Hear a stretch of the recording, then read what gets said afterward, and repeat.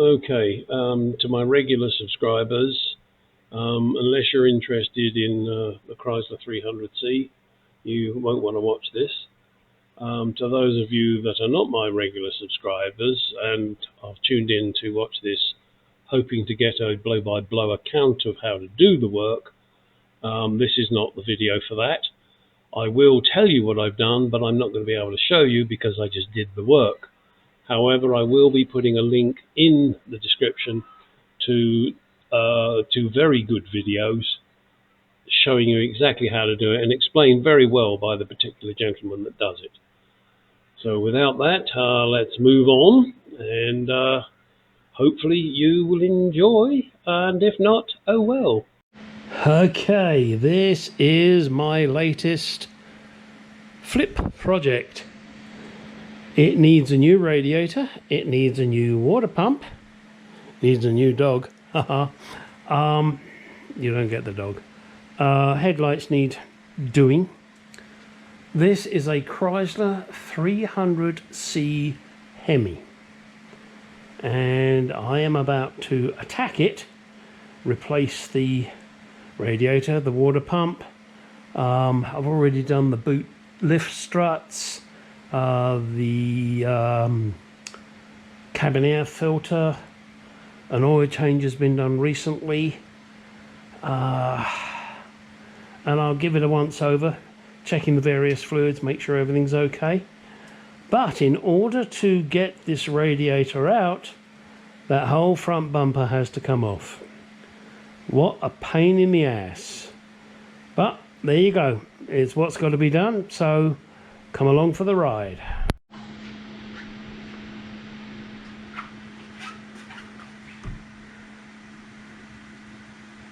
Okay, so you're going to have to watch this from afar. There is lots of things that have to come off. These pieces are just pieces I've taken off already. The cap here. What else have we got here? Various screws and bolts. Don't even worry about it. These panels have to come out. They are just like that. Pull them out. Stack them wherever you want to stack them. That'll do nicely. This has now to come off because I need to get to the water pump. I'm also replacing the top hose at the same time, so that'll be fun. The air filter is good. I don't need to replace that. Looks like someone's done a repair here. As long as it works, I'm not going to fuck with it. So, yeah, I just need to get this out of the way. Let's see what we can do here. It should just squeeze. Release. Squeeze. Doesn't want to squeeze. Why doesn't it want to squeeze? Oh, don't you love these connectors, huh? Alright, let's do something a little more interesting, like I'll do the same thing. It's old plastic and it doesn't want to let go. I don't want to break anything, because if I break something, then I'm going to have to buy something.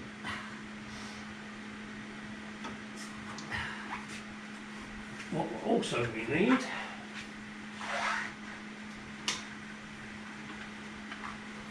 is a light. Okay, so squeezing down doesn't seem to be doing anything, so let's try giving it a little bit of persuasion, shall we?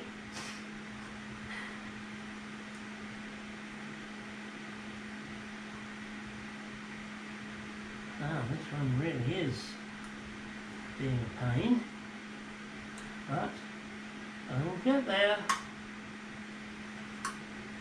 Now, I could just pull it out of here, I guess. I'd rather disconnect it properly.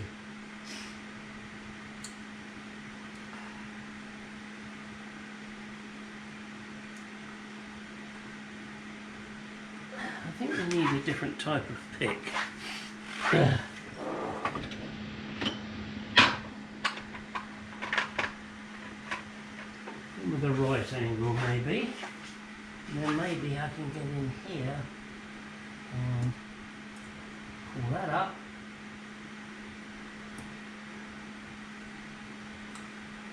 It really is being a pain sinus rectimus.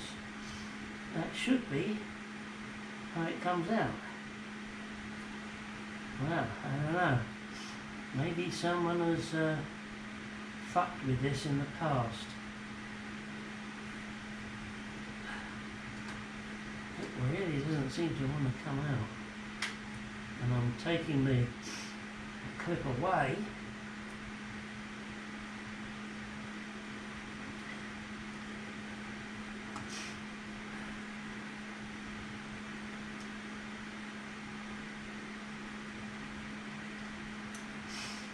Wow. I'm going to see if I can get it out of here. Which is not what I want to do, but it must when the devil drives.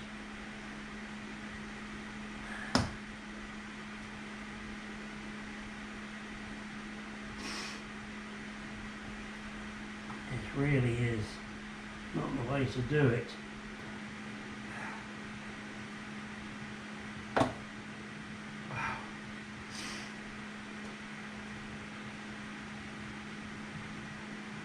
Okay, so that wouldn't let go. Alright, so that wouldn't let go, so I had to pry it out. I'm going to spray this now with brake cleaner, clean it up, and we'll put it back in with some WD-40.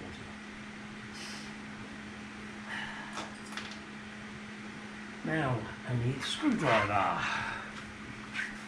Screwdriver? Love to. Haven't got the time.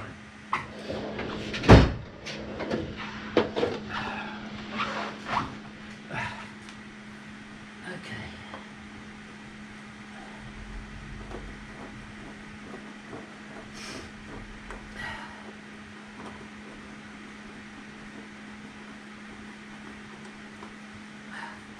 Now, you may say this doesn't need to come off. Well, it does, just so you can see what the fuck you're doing.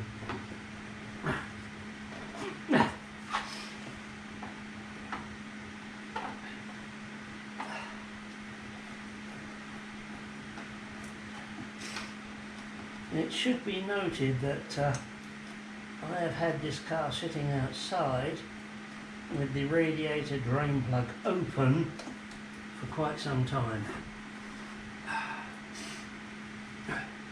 Now, do note while I'm putting these pieces there, they're all going to end up in the boot. I also believe I have an issue with one of the pulleys here. I'm not sure which, so we'll find out. I've got to take this top hose off.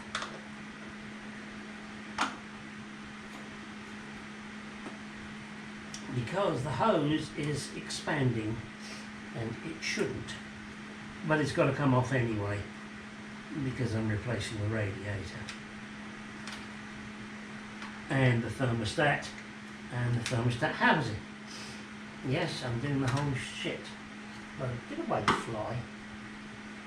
You haven't paid for me. Fuck off. That one. You need a special hose tool, and if you haven't got one, you should go buy one.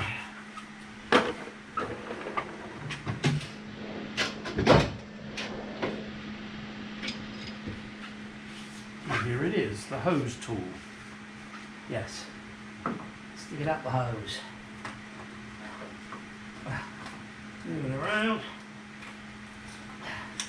that releases the hose, and bingo, bada bing, bada boom. Okay, so that's off of there now. As I'm replacing both the radiator and the water pump, my next phase. Well, this is the water pump I've taken off, and you can tell just by looking at the gasket here why this puppy was leaking all over the place. Over the years, with the heat and everything, the seal expands and contracts. The pump doesn't appear to be too bad. Could I have bought just a gasket? Maybe, but it was so much simpler to buy the water pump, and as it happens I bought a radiator as well, because I believe there was a leak in it, although when I took it out I must admit I'm not 100% sure, but there was a lot of water in that area, so I figured to hell with it. For what it cost me, it was worth it. But yeah, so now the next thing I got to do is bleed the system, and I'll show you how to do that. Well, here is the pump from Rock Auto. Looks pretty good to me. I've put the gasket in there so that it can just sit and hold the form while I do all the other shit I got to do. This got a bit damaged. Can't trust the postal service, and also the morons at Rock Auto that pack this shit put little plastic airbags in, but they just put them in one side instead of wrapping it in it. Pay peanuts, get monkeys. Alright, let's get this thing fitted. Okay, I'm gonna try and make this as informative as I can. As I said, I've done the work, and therefore I'm just going to try and point you at things I have done. First, of course, I need to remove this cover. Okay, this is going to be a very odd video, and I did start to record, as you've seen, dismantling, but then I got carried away and did so much that I hadn't recorded. What I want to do now is I want to go back over what I've done and at least point it out to you. You may not see me doing a lot, unfortunately, and for that I do apologise, but at least if I point you at everything, you know what you've got to do, and that will hopefully be helpful. And if not, too bad. There is lots of other videos out there that show you how to do this job without a problem, and it's not as bad as you might think, but of course I was unfortunate. I did both the radiator and the water pump at the same time. That gave me plenty of room around this area, and I'll mention how I did things and in what order I did them, so that hopefully that will help you. Okay, now with the cover removed, that gives you access to all the things you need to get to. The clip I was struggling with, by the way, is this one. In the end, what I did is I just pulled it out of here.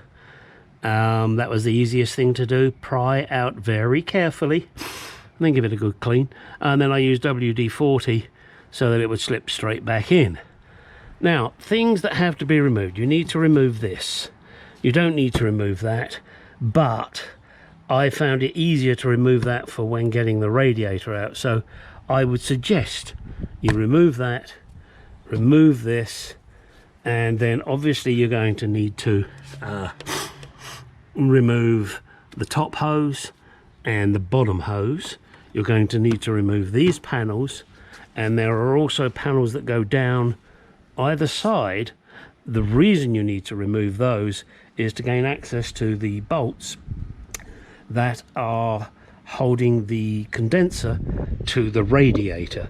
That's if you're doing the radiator. Okay, I found, because I was doing both, it was easier to take the fan shroud out there. I'm just trying to think how to, it was with the fan shroud, you have to get, sorry, let's rewind. Sorry, I'm confusing myself here, and that's not difficult. I removed the fan shroud, but obviously this was out of the way and this top hose was out of the way.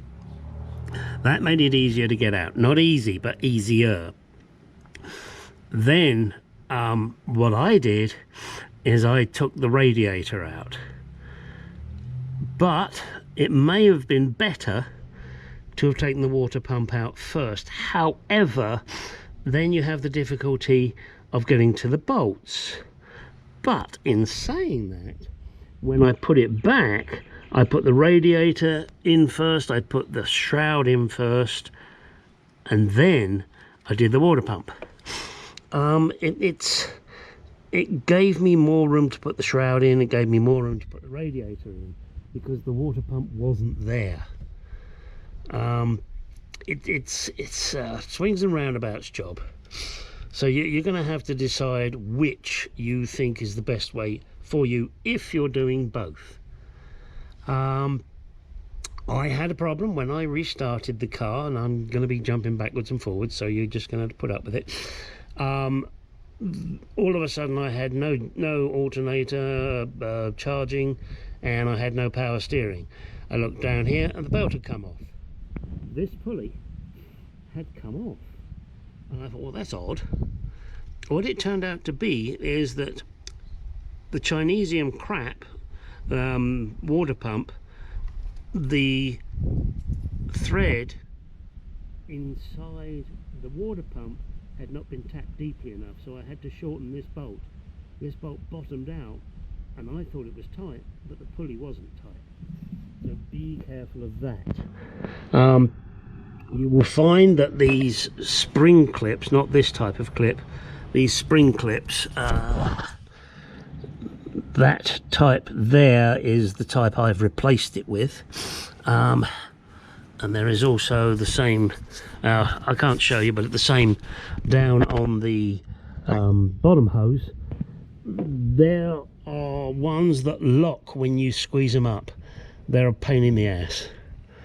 So I've replaced them. I prefer this type of clip, I must admit. It's a darn sight easier.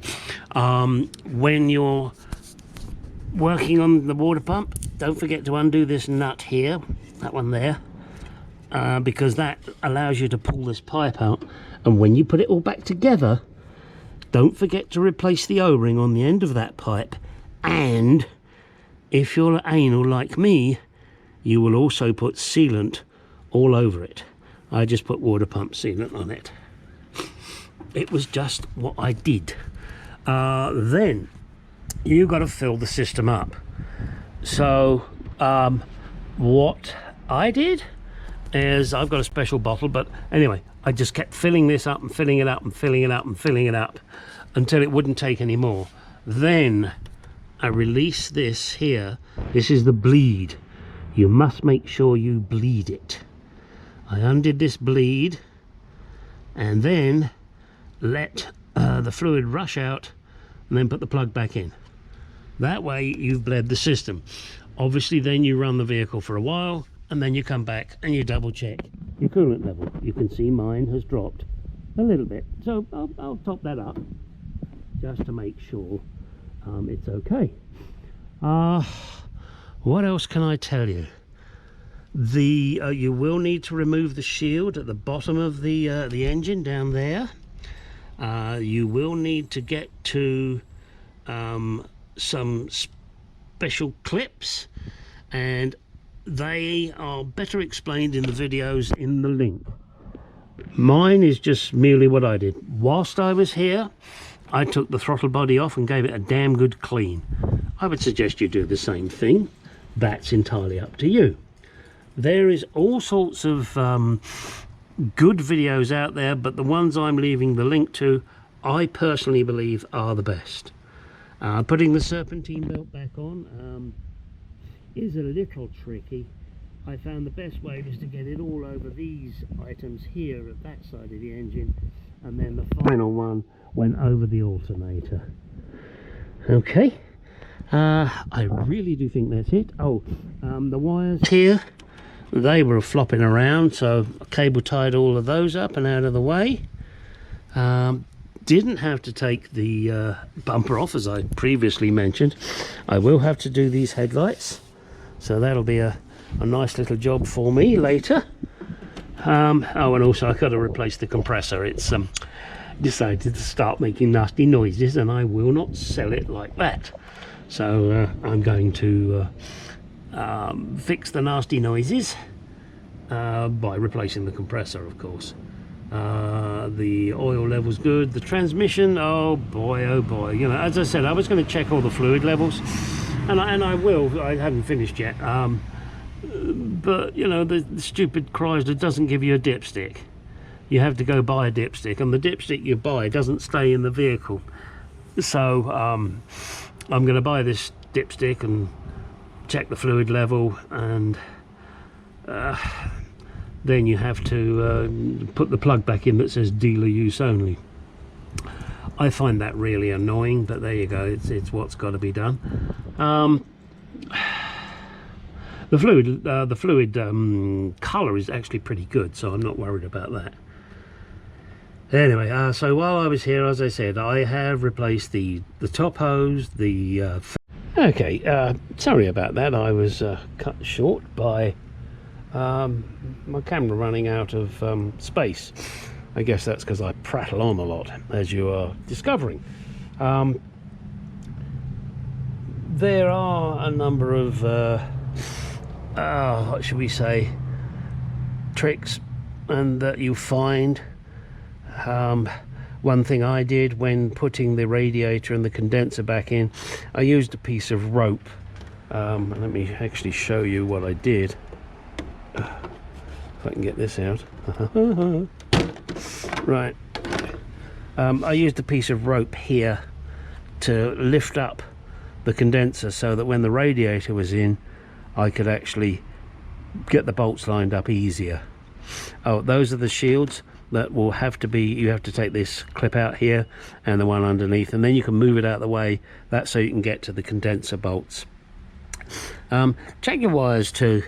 I had a couple of wires that were touching the oil cooler there and the condenser, which is not a good thing.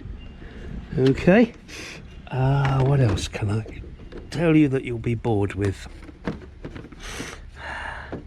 Just trying to think. Sorry, just trying to line this back up.